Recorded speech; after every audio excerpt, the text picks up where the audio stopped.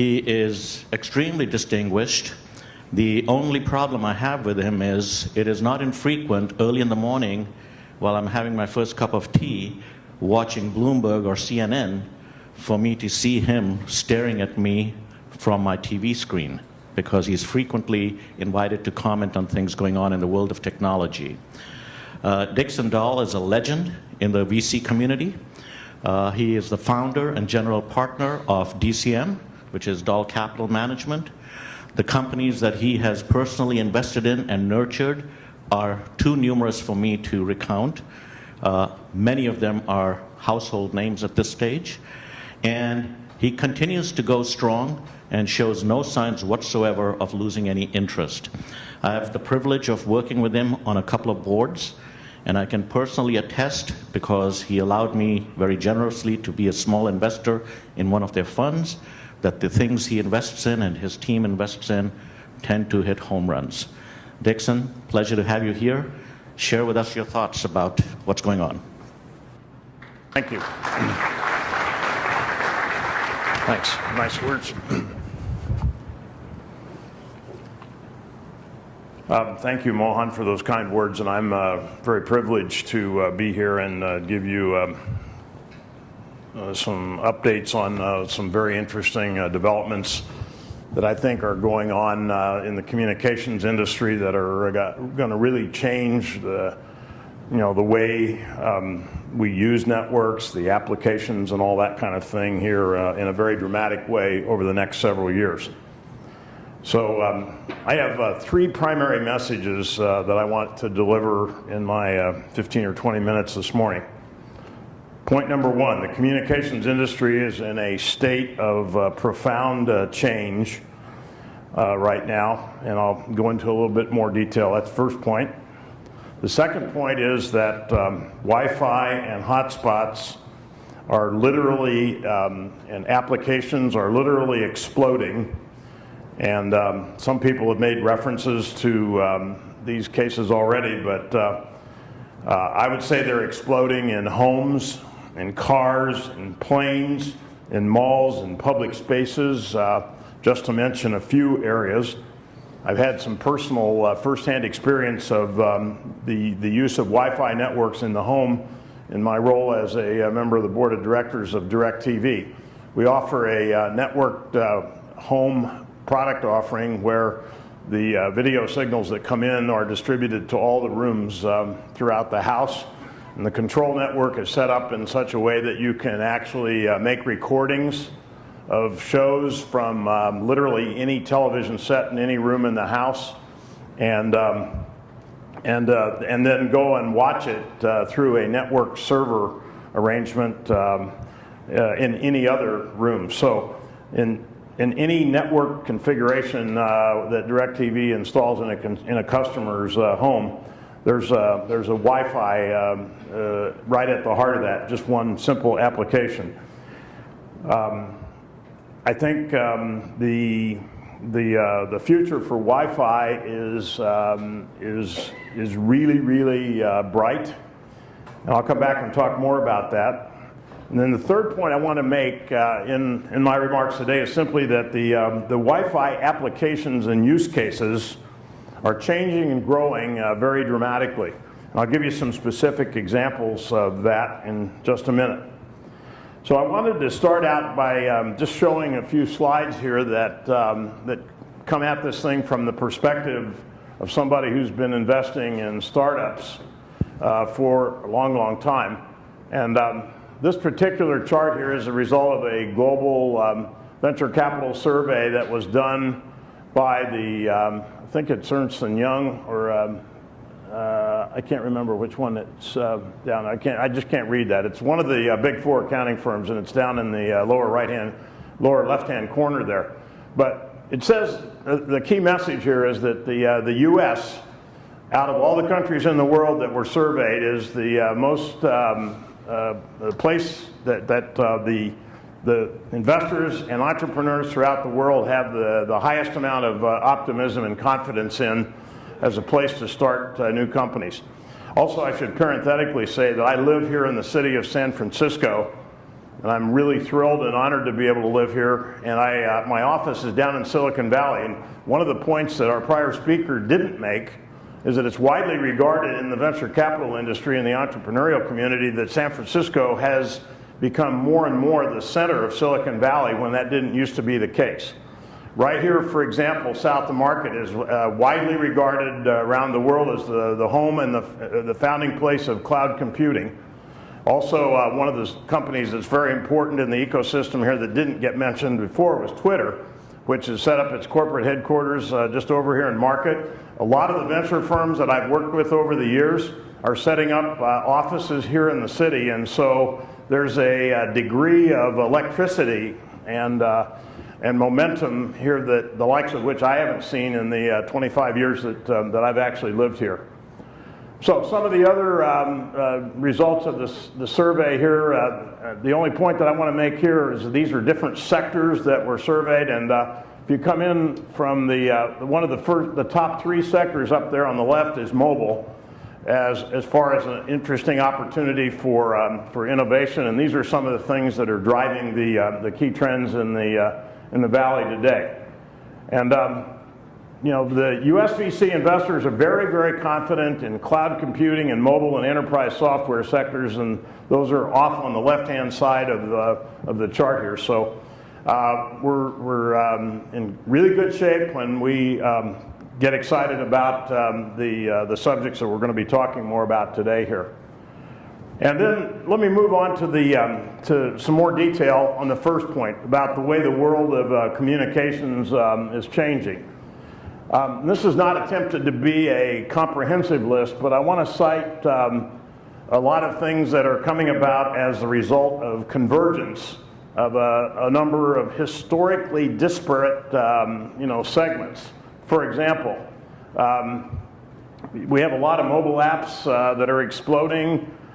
We also have video. It's literally exploding. There's a major change going on that people are not generally aware of, and I think that 5 or 6 years from now, if you look at conventional television, it's going to change very dramatically. And the biggest change that's taking place is that broadcast television is, if you stop and think about it, go back and look at how many millennials do you know that actually watch broadcast television today?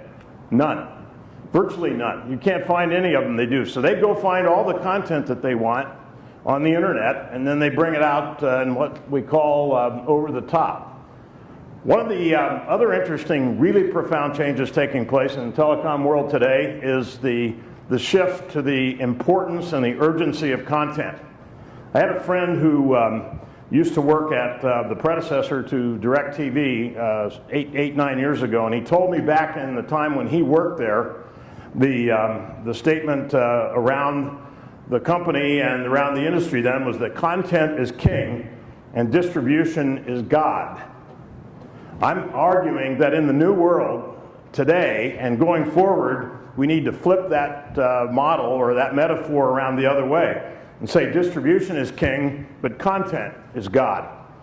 And so I think that's going to set the stage for a tremendous amount of investment, new companies, new approaches to generating content and providing it and selling it and distributing it. There's other additional things that are going on in a very important way. Let's talk about the fourth, cable, satellite, and mobile convergence. This was one of the big reasons that AT&T decided to spend $67.5 billion acquiring DirecTV, because primarily of mobile and video, the excellent position that DirecTV has in those areas. Just a quick disclaimer here. I'm not trying to promote anything, but I'll just give you a status that the merger has not been officially approved yet. The shareholders of DirecTV have almost unanimously approved the transaction, and it awaits the decisions of 2 regulatory agencies in Washington. And if those go well, it's expected to formally close sometime in the early part of next year. We talked about multi-screens before. We have a lot of activity going on in emerging markets, both in terms of spectrum and infrastructure investments that will allow them to catch up to the more sophisticated and developed worlds. We have, I've already talked about the millennial usage pattern disruption. We've got a lot of new cloud services that the carriers are offering. And then we've got a whole new cast of characters, including IP-based global carriers, just exemplified by companies like GlobeTouch and TruePhone. Mohan and I are on the board of GlobeTouch, and it's a very exciting new company that's just raised some very interesting rounds of financing from new outside investors, and I think we can expect a whole new era of different kinds of carriers than we're accustomed to in the past here. So let me go on now to the second point, which is Wi-Fi and hotspots exploding. And we've talked a little bit about some of these, but I wanted to make just a couple of points here and talk about some of these applications which are going to just explode veritably without any question in my mind. So one of the biggest points here to take away from this speech is this following straightforward concept. Wi-Fi up until now, in terms of mobile calling, has been a secondary or a backup network to the mobile cellular networks that all of the operators around the world, have historically provided. Key takeaway: that role of primary and secondary is about to flip. Wi-Fi is going to very soon become the primary service that transports, calls, and especially calls that have a lot of data intensivity or video intensivity. Those are going to be shifted by definition to Wi-Fi. Let me cite an example of why I'm sure this is true. In the new announcement of the iPhone 6, which just happened within the last couple of weeks, the support there is for Wi-Fi calling. It's designed into that device. So no longer do we think of Wi-Fi as the backup. It's going to become the primary very soon. I'm sure you'll hear more about that from some of the other speakers, including the Wi-Fi vendors that have and sponsors that are supporting this event. I think we have a number of issues that we have to pay careful attention to. We have to, be sure that when we are going to, be sending traffic over Wi-Fi networks in a primary capacity, I think there will be a number of challenges that we have to deal with as an industry. Some of these challenges, by no means all of them, I would just summarize here. First of all, I think we need more unlicensed spectrum for public Wi-Fi networks, and that's a statement that I think holds true pretty much all over the world. I think that we also have to be sensitive to the fact that if we just expect to use Wi-Fi networks that are kind of loosely connected today, that we cannot be sure that we'll get carrier-grade services that might be required in certain video applications on an end-to-end basis. So there's going to have to be some overall control signaling networks that overlay a lot of these interconnected Wi-Fi configurations to provide things like quality of service and predictable transport delays and things like that. Another thing that is a critical challenge, in my opinion, is that we don't have anywhere near a critical mass of multi-carrier interconnections now. We're just really getting started in that. And I think that set of interconnected networks has got to expand and grow very rapidly before this Wi-Fi as the primary solution for voice calling and mobile calls can really be pervasive on a global basis. Also, the fourth challenge that I would like to cite is the need for pricing schemes for usage of interconnected Wi-Fi and non-Wi-Fi broadband networks. You know, we're accustomed to thinking, the mental set of people all around the world is that Wi-Fi is basically a free service, right? And as we begin to lash these Wi-Fi networks together and support high-performance applications like video on an end-to-end basis, we're going to have to start thinking of ways to provide quality of service on an end-to-end basis when multiple Wi-Fi and non-Wi-Fi networks are involved. So I think that that comes pretty close to wrapping up my remarks. I would look forward to taking questions in the panel. So write down your questions now, and I'll be back up to sit in on Mohan's panel. And thank you very much for the opportunity to be here today. Enjoy the Congress.